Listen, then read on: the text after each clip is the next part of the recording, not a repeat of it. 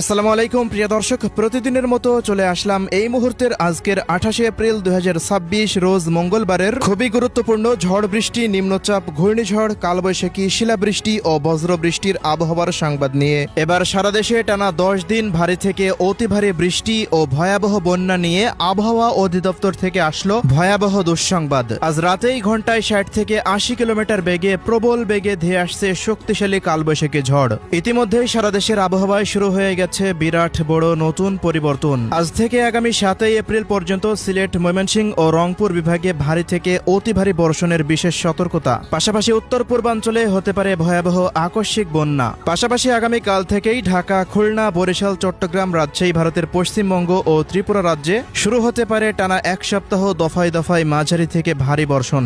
তো প্রিয় দর্শক, আজ এবং আগামীকাল আগামী এক সপ্তাহ বাংলাদেশের 8 বিভাগের 64 জেলা, ভারতের পশ্চিমবঙ্গ, আসাম, মেঘালয়, ত্রিপুরা ও মিজোরাম রাজ্যের কোন কোন জেলাগুলিতে আবহাওয়া কেমন থাকতে পারে, কি জানা যাচ্ছে ইউরোপিয়ান আমেরিকান রাডারগুলো থেকে জানিয়ে দেব। অবশ্যই ভিডিওটি শেষ পর্যন্ত দেখতে থাকুন। কে কোন জেলা থেকে দেখছেন কমেন্ট করে জানিয়ে দিন। প্রতিনিয়ত আবহাওয়ার খবর পেতে অবশ্যই আমাদের ইউটিউব চ্যানেলটিকে সাবস্ক্রাইব করে রাখুন। সুপ্রিয় দর্শক মণ্ডলী, আমরা এই মুহূর্তে সরাসরি চলে আসলাম ইউরোপিয়ান আবহাওয়ার পূর্বাভাস মডেল রাডারের বৃষ্টিবাহী মোডে। তো শুরুতে জানিয়ে দেব সিলেট বিভাগের আবহাওয়া পরিস্থিতি। পরবর্তী 24 ঘন্টার মধ্যে আমরা দেখতে পাচ্ছি যে সিলেট, সুনামগঞ্জ, মৌলভীবাজার, হবিগঞ্জ, বিশ্বম্বরপুর, ছতকবাজার, ফেনারবাগ, জয়ন্তাপুর, জাকিগঞ্জ, চরখাই, বড়লেখা, কুলাউড়া, কামালগঞ্জ, হাবিবগঞ্জ, নাসিরনগর, ইটনা এই সমস্ত অঞ্চলগুলোর প্রত্যেকটা জায়গা জুড়ে ভারী থেকে অতি ভারী মাত্রার বৃষ্টিপাতের সম্ভাবনা রয়েছে। সিলেট বিভাগে টানা ভারী বর্ষণের প্রভাবে নিচু অঞ্চলগুলোতে বন্যা পরিস্থিতিও সৃষ্টি হতে পারে আগামী 72 ঘন্টার মধ্যে। এজন্য অবশ্যই আপনারা সতর্কতা অবলম্বন করবেন।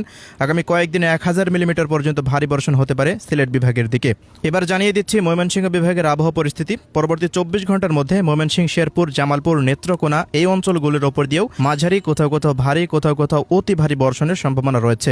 এদিকে প্রিয় দর্শক, আগামী 24 ঘন্টার মধ্যে চট্টগ্রাম বিভাগের আবহাওয়ার রিপোর্টে দেখতে পাচ্ছি ব্রাহ্মণবাড়িয়া, ব্রাহ্মণপাড়া, কুমিল্লা, লাকসাম, ফেনী, নোয়াখালী, লক্ষ্মীপুর, চাঁদপুর, হাজীগঞ্জ, এরপর এদিকে ছাগলনাইয়া, দাগনভূঞা, খাগড়াছড়ি, ফটিকছড়ি, মানিকছড়ি, লংগদু, দীঘিনালা, সাজেক এই অঞ্চলগুলোতে ভারী বৃষ্টিপাতের আভাস রয়েছে। পাশাপাশি বান্দরবন, কক্সবাজার, টেকনাফ, মহেশখালী এই অঞ্চলগুলোর ওপর দিয়েও মাঝারি থেকে ভারী বৃষ্টিপাত হওয়ার সম্ভাবনা দেখা যাচ্ছে। চট্টগ্রাম বিভাগে বৃষ্টিপাতের পরিমাণ আগামী 28 এপ্রিল রাত থেকে আগামী 5 মে পর্যন্ত ভারী থেকে অতি ভারী বৃষ্টিপাতের সম্ভাবনা রয়েছে।